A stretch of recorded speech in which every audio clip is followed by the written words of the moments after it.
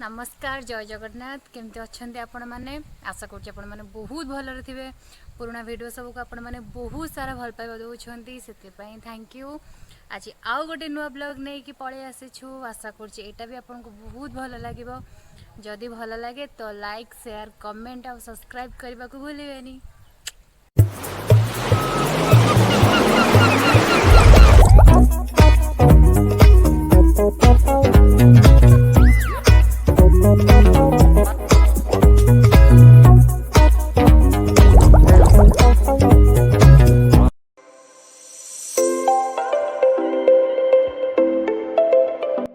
आज आम बुली जावा शांति स्तूप धौलीगिरी, जहाँकि भुवनेश्वर ठारू मात्र 8 किलोमीटर दूर में अवस्थित।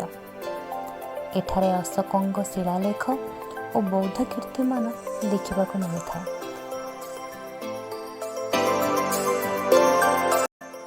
पहाड़ रोडटी थिला प्राकृतिक सौंदर्य भरपूर। घंच जंगलिया रास्ता कड़े थिबा गछ गुड़िक रास्ता को करुथिला आहुरी सुंदर। एबे आमे पासी पहुँची गलु धौलीगिरी ठारे। गाड़ी को रखिथिलु स्टैंड रे आ एबे चली चली बाहरी थिलु पहाड़ पाखकु।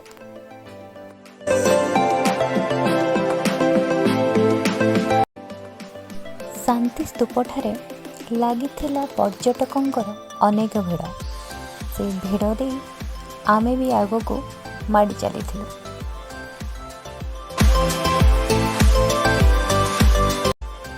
एही शांति स्तूपर पारिपार्श्वर बही जाइथिबा दया नदी दिने रक्त नदी रे परिणत थिले।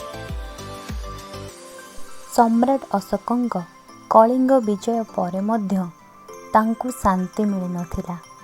सेही दया नदी को रक्त नदी रे परिणत हेबार देखि ओ निष्पाप निर्दोष शिशु और महिला मानकर शव देखि तांको मन अस्थिर और अशांति रे परिपूर्ण हो जाइथिला।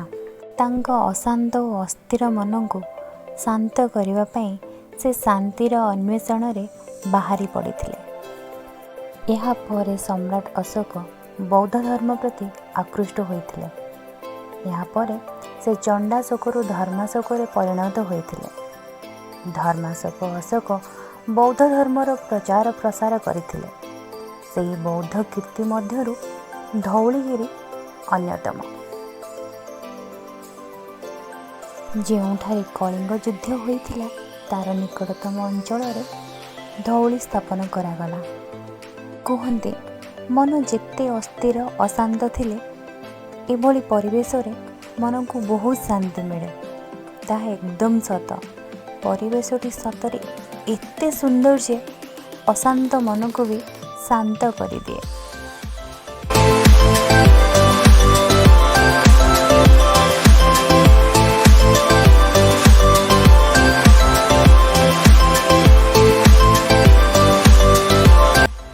शांति स्तूपर पुनरुद्धार कार्य जारी रही पर्यटक मानक भीतर को थिला प्रवेश निषेध।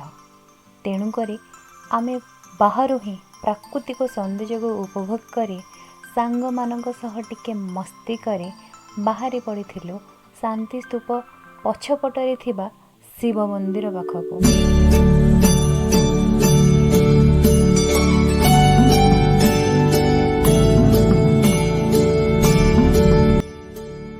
मंदिर मध्य को प्रवेश करू करू आमको देखा मिलता माँ धवलेश्वरी मंदिर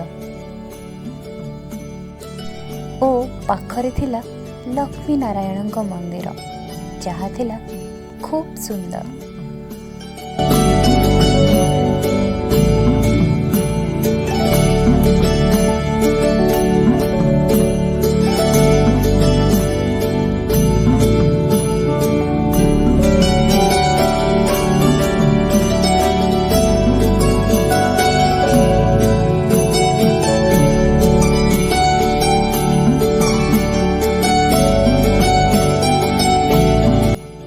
तापरे आमे दर्शन करिथिलु सेठारे थिबा श्री धवलेश्वर को।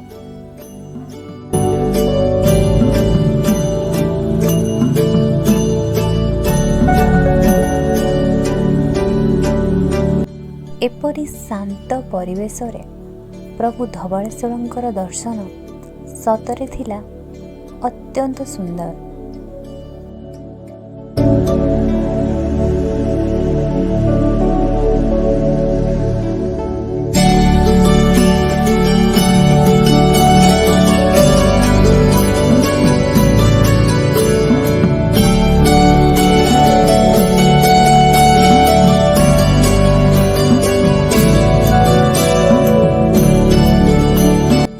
एमिति एक शांत और दिव्य परिवेश रे मन को मिलुथिला अपार शांति और प्राकृतिक सौंदर्य रे भरपूर एमिति एक परिवेश पर्यटक मानंकु आहुरी आकृष्ट करुछि।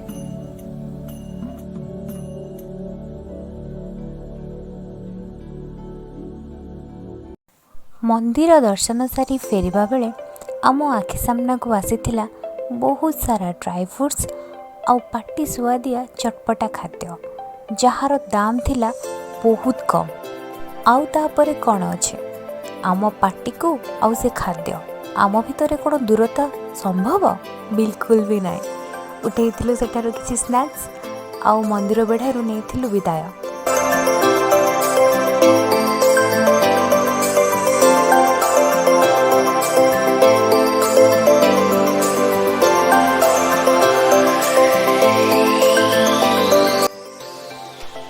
शांति स्तूप मंदिर बुली सारिबा परे एबे आमे बाहरी थिलु सेही स्थान को जो स्थान रे अशोकंक शिलालेख मान अवस्थित।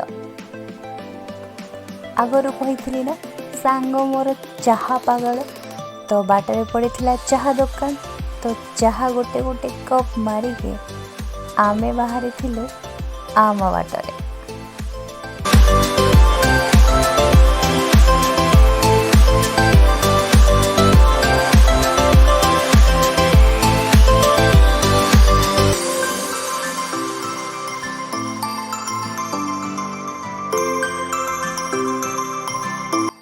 वर्तमान आम आसी पहुँची जाइछु अशोकंक शिलालेख थिबा स्थान रे जहाँ को आमे धौली पार्क बोली भी जानी थाओ।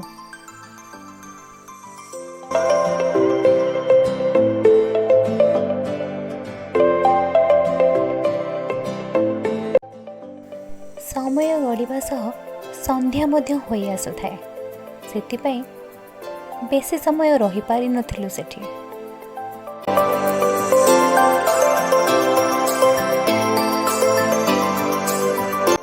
जेहेतु संध्या हो आसुला तो बेसी आ बुलाबुली करि पारि नथिलु तो सांग माने बसी किछिटा स्नैक्स खाइथिलु मस्ती करिथिलु आ टिके किछि मुहूर्त निज पाई बितेइथिलु तापर टिके फोटो उठा उठी मस्ती भी हेइथिला।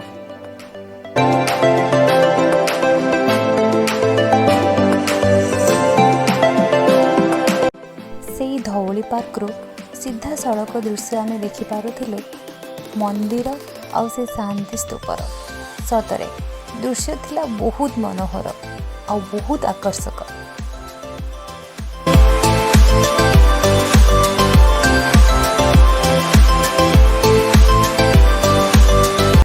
जेमिति समय सरी सरी आसुथिला सेमिति संध्या मध्य होई होई आसुथिला। संध्या समय दृश्य भी थिला खूब सुंदर हेले आमे बेसी समय तो सेठी रही पारिलुनी कारण संध्या हो सारी थिला।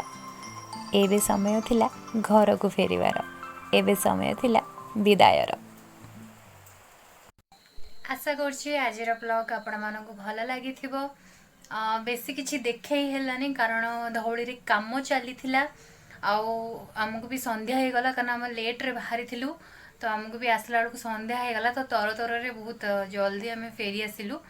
तो आउ जदि केबे जीवु पक्का देखेबु किंतु जदि ये ब्लॉग आपको भल लागिथिबो तो प्लीज लाइक शेयर और सब्सक्राइब करने को भूलेबेनी और निजर बहुमूल्य मत कमेंट जरिए देवाक भूलेबेनी। Thank you.